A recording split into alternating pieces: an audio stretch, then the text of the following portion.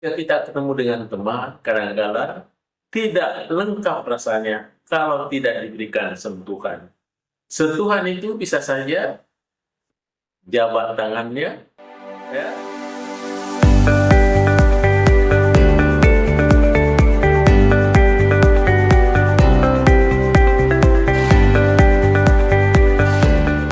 Bismillahirrahmanirrahim. Assalamualaikum warahmatullahi wabarakatuh. Terima kasih para pemirsaku dimanapun berada yang senantiasa mencurahkan atensinya mengamati salah satu channel YouTube kita, Mr. Koronis, komunikasi romantis dan humanis. Baik para pemirsa sekalian dimanapun berada, tentu saja saya selalu ketengahkan bahwa channel YouTube kita ini selalu berbicara tentang komunikasi. Iya, tentu kita sudah maklum bersama bahwa komunikasi adalah sesuatu yang sangat urgent.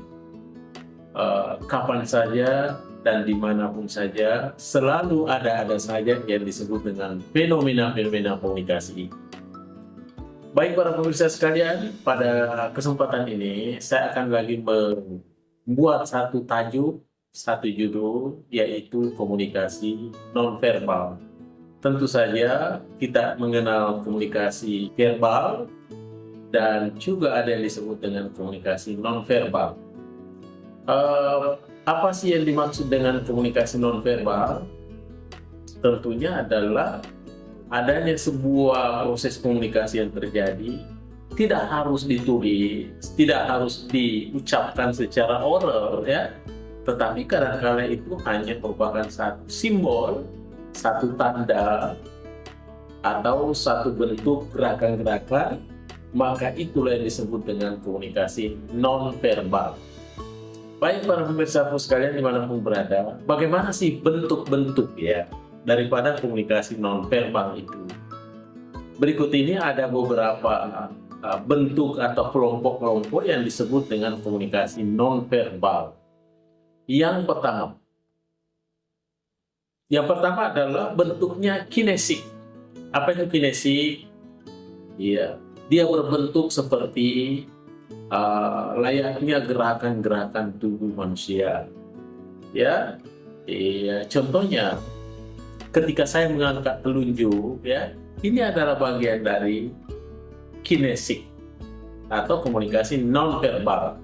Ketika saya mengangkat jempol, ini adalah bagian dari komunikasi kinesik dalam nonverbal. Atau saya bertopan dagu, ketika saya mengangkat kepala seperti ini adalah bagian dari kinesik. Itu yang disebut dengan gerakan-gerakan tubuh. Itu yang pertama. Kemudian bentuk yang kedua, kelompok nonverbal itu adalah berupa sentuhan. Ya, bagaimana itu sentuhan? Tentunya kadang-kadang ketika kita ketemu dengan teman, kadang-kadang tidak lengkap rasanya kalau tidak diberikan sentuhan. Sentuhan itu bisa saja jabat tangannya, ya, atau biasa ada simbol persaudaraan, saling mengepal, saling menggenggam tangan, erat-erat, atau boleh jadi kita rangkul, atau ada juga yang senantiasa tepuk di bagian pundaknya. Ini adalah bagian dari sentuhan-sentuhan dalam komunikasi nonverbal. Ya. Baik para pemirsa sekalian. Kemudian yang ketiga adalah intonasi suara. Jadi intonasi suara itu adalah masuk wilayah komunikasi nonverbal. Artinya, ketika orang menyampaikan sesuatu, materinya sama, tetapi disampaikan oleh orang yang berbeda, dan tentunya berbeda suaranya, pasti maknanya juga nanti akan berbeda. Iya, pasti prediksi orang-orang yang melihatnya, pasti ada sesuatu yang terjadi secara perbedaan. Kenapa terjadi perbedaan? Karena diakibatkan oleh intonasi suara. Kadang-kadang suara kita ini diperlukan dengan keras, tapi di balik itu kadang-kadang juga suara diperlukan dengan selembut-lembut. sehingga terjadi variasi suara. Sehingga dengan demikian, kadangkala intonasi suara yang berbeda membuat kadangkala yang satu lebih menarik dibanding dengan yang lain. Itu komunikasi nonverbal. Bentuknya yang ketiga adalah intonasi suara. Kemudian keempat, para pemirsa sekalian, ya, gerakan mata. Gerakan mata juga adalah bagian dari komunikasi nonverbal. Mata adalah satu alat komunikasi yang dengan setia melihat semua fenomena-fenomena yang terjadi. Kalau mata yang memandangnya, tidak ada yang bisa tersembunyi. Dilihat secara transparan dan akan dilaporkan secara transparan. Cuma kadangkala laporan pandangan mata kadangkala manipulasi oleh pemikiran, oleh mindset kita itu, sehingga apa yang dilaporkan oleh mata kadangkala tidak bisa dinarasikan secara sempurna sesuai dengan pandangan mata. Nah, itu yang keempat, gerakan mata. Mulai jadi bola mata. Saya selalu sampaikan kepada mahasiswa, buatlah karya yang punya nilai estetik, punya enak dipandangnya. Kenapa? Karena umumnya orang jatuhnya di pandangan pertama.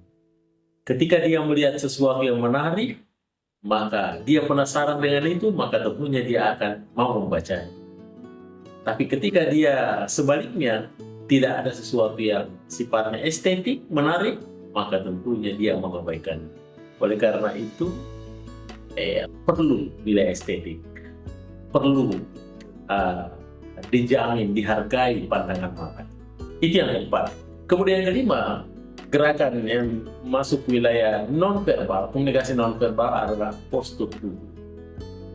Kadang-kadang kita melihat bagaimana sosok postur tubuh pemimpin kita. Ada yang gemuk, kadang-kadang ada yang kurus, ada juga yang menengah. Itu tentunya berbeda-beda, tapi biasanya orang menafsirkannya dengan persepsi yang berbeda-beda. Yang kita bisa ambil sebuah simpulan bahwa terkait dengan postur tubuh, artinya ketika mau diterima, direkrut menjadi anggota kepolisian, anggota tentara Republik Indonesia, tentunya pasti diambil postur tubuh yang tinggi. Tidak ada tentara yang pendek, tidak ada polisi yang pendek, tapi semua sesuai dengan ukuran-ukuran yang dipersyaratkan. Itu artinya bahwa postur tubuh itu merupakan satu simbol komunikasi, yang sifatnya non-verbal. Kemudian yang keenam adalah artefak. Artefak, apa artinya artefak? Itu adalah merupakan satu karya seni yang tidak sekadar menimbulkan nilai estetika, tetapi kadangkala di balik itu juga dia akan kita telusuri lebih jauh apa sesungguhnya yang terjadi saat ini. Kenapa dia simbolkan seperti itu? Kenapa dia simbolkan tangan? Kenapa simbolkan song? Kenapa dia simbolkan yang lain? Pasti semuanya ada di balik itu. Karena bagian dari artefak dan visualisasi. Kemudian para pemirsa sekalian, yang ketujuh itu adalah bagian dari komunikasi nonverbal itu juga adalah waktu. Merupakan sebuah simbol. Ketika orang tahu bahwa ini adalah musim hujan atau musim kemarau, tentunya ada program-program tertentu yang terkait dengan musim. Karena dia sudah baca tanda-tanda itu, bahwa ketika hujan, musim hujan, sudah pasti kegiatan-kegiatan itu, aktivitas di luar itu sangat terbatas dibanding dengan saat musim kemarau. Makanya didesain kegiatannya yang mana outdoor, yang mana di dalam ruangan, sehingga cocok dengan situasi dan kondisi. Itu perlunya simbol komunikasi dalam bentuk nonverbal waktu. Kemudian logo yang kedelapannya. Logo itu adalah bagian juga dari simbol komunikasi yang biasa disebut dengan lambang, lencana, tanda. Tentunya logo-logo tertentu, lencana-lencana tertentu atau tanda-tanda tertentu bisa memberikan satu sinyalemen, memberikan satu kesan apa sesungguhnya logo itu. Kenapa seperti itu tandanya? Kenapa seperti itu logo? Kemudian yang terakhir para pemirsa sekalian, yang dapat berupa komunikasi nonverbal tentunya adalah bunyi-bunyian, ya. Tentu saja etnis yang ada di dalam negara Republik Indonesia tercinta ini banyak etnisnya, dan tentunya masing-masing ada ciri khas dari bunyi-bunyian, ya. Kadang-kala disimbolkan dengan seruling, ya, disimbolkan dengan yang modern itu adalah gitar, ya, disimbolkan dengan gendang umpamanya, atau disimbolkan dengan bunyi-bunyian lain, ya, yang sifatnya memberikan satu tanda, memberikan satu simbol yang terkait dengan komunikasi nonverbal, sehingga ketika kita dengar bunyian itu, maka kita bisa asumsikan bahwa pasti itu adalah etnis itu yang menyampaikannya, etnis isu yang melakukannya. Baik para pemirsa sekalian dimanapun berada, kira-kira itulah bentuk-bentuk, ya, komunikasi nonverbal, ya. Yang pertama adalah kinesik, yang kedua adalah sentuhan, ya. Yang ketiga adalah intonasi suara, yang keempat adalah gerakan mata, kelima adalah postur tubuh, yang keenam bisa jadi artefak dan visualisasi, yang ketujuh bisa berupa waktu, yang kedelapan boleh berbentuk logo, rencana atau lambang, dan yang kesembilan adalah bunyi-bunyian yang biasa disebut dengan audio, ya, yang bisa didengar, ya. Baik para pemirsa dimanapun berada, mudah-mudahan ada manfaatnya. Terima kasih atas segala atensinya. Mr. Koronis mengundurkan diri. Assalamualaikum warahmatullahi wabarakatuh.